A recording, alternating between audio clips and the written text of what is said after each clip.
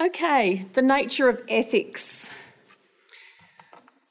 It's about right and wrong, good and bad, how we ought to behave.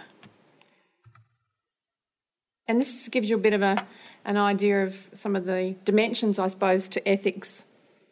It's about relationships, struggling to develop a well-informed conscience, and it's an ongoing process.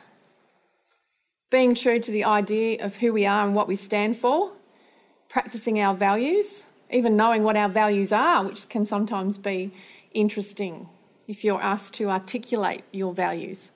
I think we know deep down what our values are, because when we're asked to do something that is contrary to our values, we get that gut-wrenching feel, that feeling of being uncomfortable.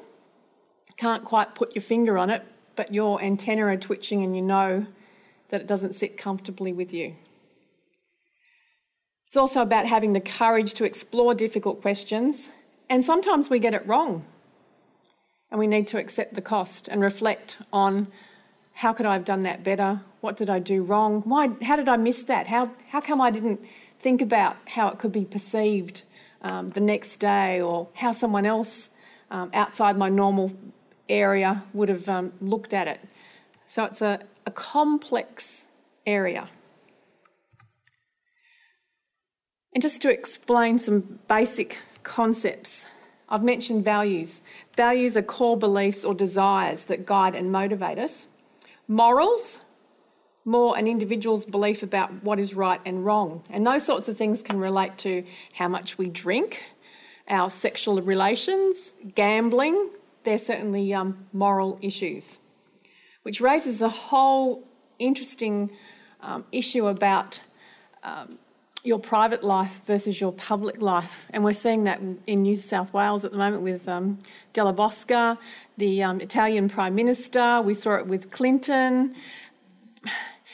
And it's argued that you really should have one set of values and live by one set of values. It's pretty hard to try and maintain a secret life outside your public duty and not have it impinge on how you're perceived by the public. So that's a little bit of a dilemma. But we're talking about morals. And a lot of the newspaper articles since the Della Bosca things are saying, well, it's none of any, no one's business.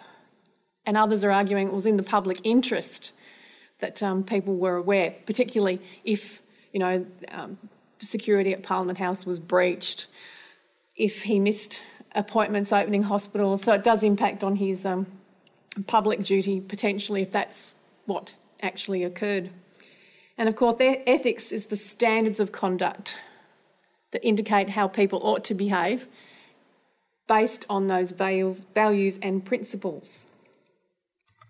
And I just thought this was an interesting differentiation between morality and ethics from the Values Institute. So we can see ethics is a more complex issue than morality. And I like this cartoon. It's all relative. All along, I thought our level of corruption fell well within community standards. And how often do people use that as an excuse? Everyone else was doing it. I thought it was okay. I was doing the right thing by the company. We had a better bottom line. We were making a profit. It's a tempting way to justify what people tend to do sometimes. And, saying, well, it's the community standard. Everyone else is doing it. It's such a common excuse, but not necessarily justification for behaving like that. I thought this was a simple thing, but it made me think pretty hard too. Integrity is what you do when nobody is looking. It's pretty awful when you think about it. If something happens and you have to stop and think, oh, is anyone watching? Even when my dog does has a little mess on the path, you do automatically look around. But I'm saying to myself, no, that's irrelevant. The thing is I need to pick up after my dog. But it's a natural thing to do. Is anybody looking? Is anybody watching? And I'll give you a few scenarios shortly which highlights, I suppose, our natural tendencies to think, am I being watched? Some of the key basic concepts, and I read this in the literature, they're called paradigm dilemmas. And they helped me to understand why sometimes I have these dilemmas and I'm torn sometimes between two paths. It's because sometimes we're choosing between what seems to be right and right. And the 4 basic dilemma paradigms are up on the screen: truth versus loyalty, individual versus community, short-term versus long-term, justice versus mercy.